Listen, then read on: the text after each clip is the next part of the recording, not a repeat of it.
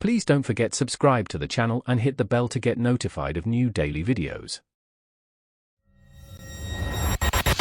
I'm Alex, and my coffee shop, the Daily Grind, wasn't just a business to me. It was my passion, the culmination of years of hard work and every penny I had. Nestled in the heart of our quaint downtown, it had become a beloved spot, known for its unique blends and community vibe. We were thriving, especially heading into the warmer months, and I had big plans for an expanded outdoor seating area, a vital permit needed to maximize our peak season revenue. I'd invested heavily, dreaming of the bustling patio full of happy customers. That's when Reginald Thorne, owner of Thorne's Brews, a bland, corporate coffee chain a few blocks away, entered the picture, not just as a competitor, but as the president of our Downtown Merchants Alliance, DMA. I'd always thought he was just another businessman, albeit one whose shops felt soulless compared to mine. But then, out of the blue, my application for the outdoor seating permit was denied. Not just denied, but accompanied by a cryptic letter citing unspecified community disruption and aesthetic noncompliance. It was vague, frustrating, and utterly nonsensical. My gut told me something was wrong. I knew Reginald, whose own Thorne's Brews was struggling against the independent shops, saw my success as a threat. He was a man who preferred to eliminate competition rather than improve his own product. I tried to appeal, but hit a brick wall. Pamela Grant, the DMA's administrative assistant, informed me via a terse email that the board's decision was final, based on multiple neighbor complaints and strict downtown beautification guidelines. She even attached what she claimed was the official notification. But I'm meticulous, and a denied permit could mean the end of the daily grind. I scrutinized Pamela's official email. Like a scene out of a cheap spy novel, the inconsistencies jumped out. The date on the attachment seemed to predate my initial submission, formatting quirks suggested multiple edits, and one rule cited in the body of the email directly contradicted another in the attachment. The clincher. The email wasn't sent as a forwarded message, but appeared to be a freshly composed email with my name retroactively inserted into the to field after the fact. I knew, with a chilling certainty, that this letter was fabricated, designed to look official while providing no real grounds for denial. This wasn't just incompetence, it was a conspiracy.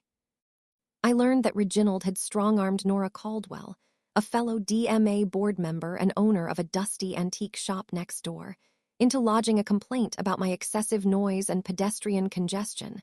Pure fiction. This wasn't just about my patio anymore. It was about protecting my livelihood from a corrupt system. Reginald wasn't just trying to deny my permit. He was actively trying to sabotage the daily grind. My plan was simple if audacious. I wouldn't just appeal, I would take over. I spent the next 3 weeks campaigning like my business depended on it, because it did. I went door to door, or rather, business to business, speaking to every independent shop owner in the downtown area. Many shared my frustrations with the DMA's lack of transparency, its favoritism towards larger, chain businesses, and Reginald's autocratic leadership. I showed them my evidence of the falsified documents, laying bare the corruption that had tried to silence me. I promised a DMA that would truly serve all its members, not just the president's agenda. I rallied a slate of new candidates, all passionate small business owners, to run alongside me. I gathered enough proxy votes from disillusioned members to ensure a landslide. The annual DMA board meeting was a tense affair.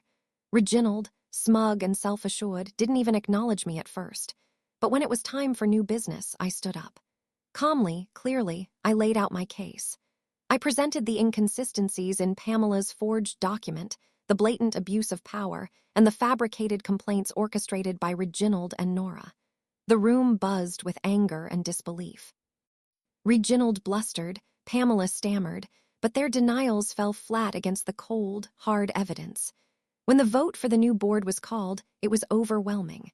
My slate and I were elected by a stunning margin. The fallout was swift and satisfying. On my very first day as the new DMA president, one of my first official acts was to terminate Pamela Grant for gross misconduct and falsifying official documents. She was escorted out, her reputation in tatters. Reginald Thorne was stripped of his presidency and watched his influence crumble. The exposure of his unethical tactics spread like wildfire through the downtown community, and I heard whispers that Thorne's Brews began losing customers faster than ever. My outdoor seating permit. It was approved unanimously the very next day. Watching Reginald's face, pale with shock and defeat, as he realized he had not only failed to stop me, but had handed me the keys to the very organization he'd used to attack me, was a feeling I'll never forget. They tried to destroy my dream with lies and manipulation, but all they did was fuel my fire.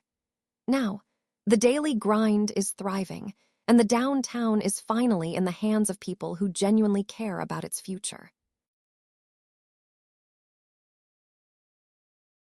If you enjoyed this video, please hit the thumbs up button to like it.